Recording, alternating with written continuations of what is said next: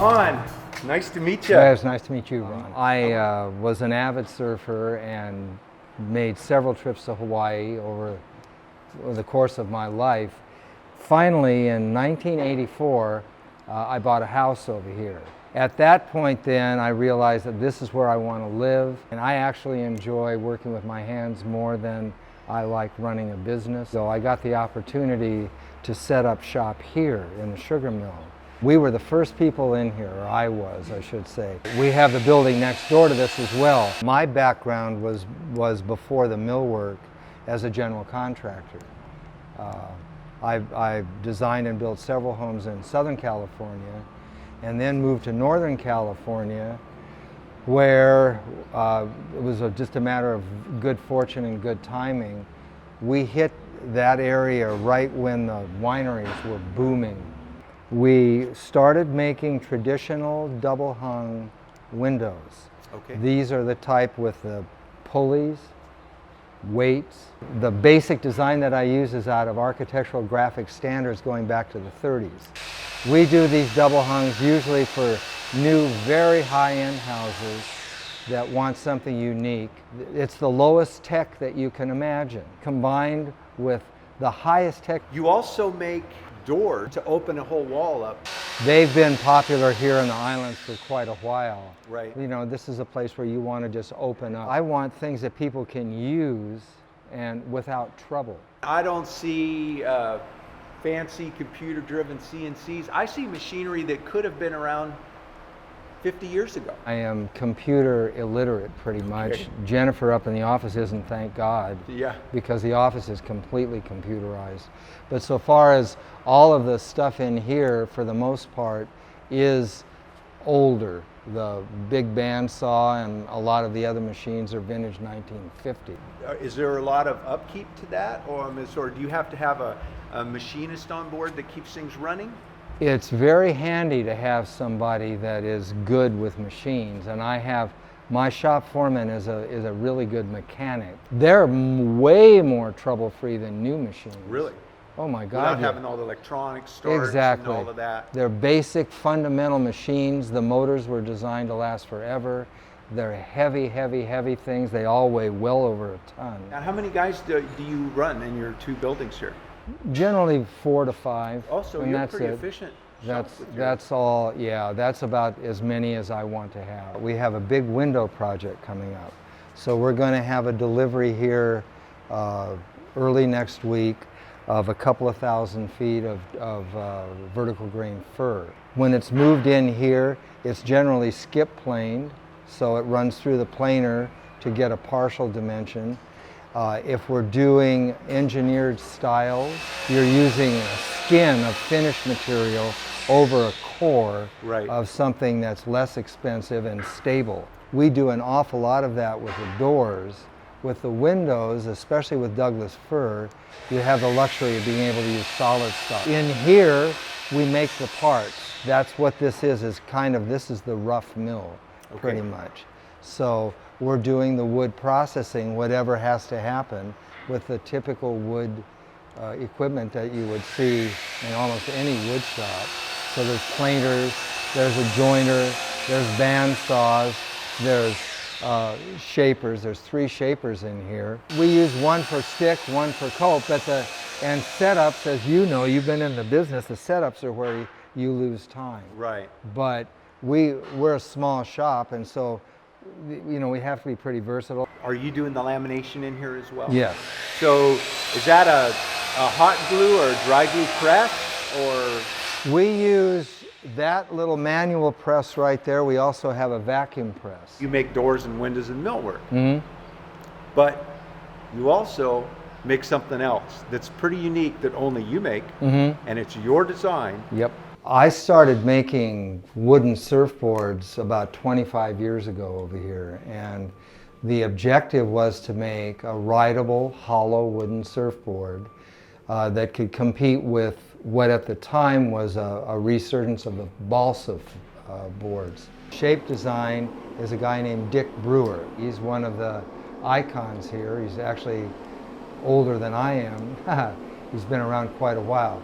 But so what we did is we had Dick shape us a plug, a foam board that represented what he thought was the ideal to render in wood as a performance board. This one here is a performance longboard. The template, the outline for this board, Dick did back in the 1970s for a guy named Jock Sutherland to ride pipeline. This was called, his was Dick's pipeliner shape. And he modified it and refined it quite a bit for contemporary surfing with different little tweaks to the bottom and so forth. But it's interesting now when you compare the type of boards being ridden at pipeline to this, they look nothing like it. They're way, way, way smaller, much lighter. Wooden boards lend themselves to bigger boards because you can't get the weight down as much as you can with foam. And so that's why we picked this particular shape. I built about 150 of these. They were hard sells, really hard to sell. And I went all over the United States to surf shops, could never get quite enough money to make it profitable, and the guys wouldn't ride them. They wanted to display them. I got more and more frustrated with that because I knew how well they rode. I mean, this particular one is one of my riders. Did one board for a guy named Ted Wilson, who owns Fiberglass Hawaii here. Asked me to make one of these boards out of koa for him. And I said, well, okay, I'll do that. So I did, and he displayed it there. It got a lot of recognition, and as it turned out, where these boards go is to the art market. When I was trying to do riders, we were selling these at around $1,500 or so a piece, and still not making any money. Now, and I no longer make this shape design, but now my small ones, my 7.3s, go for $14,000, and I generally have a hard time keeping up with the actual demand for it. Surfing now has gained recognition, through TV. Now, the surfing videos that are being done now are just so good. The level of photography does really kind of capture some of the essence of the sport.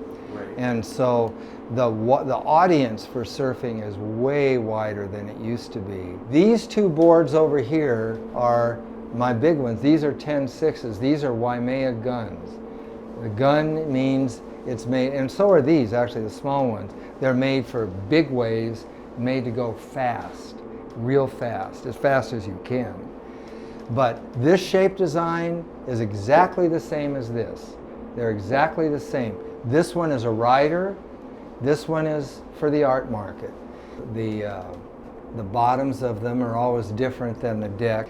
This one right here is extraordinary. This one is Spalted Mango, and you hardly ever see it to this extent where the wood is still intact.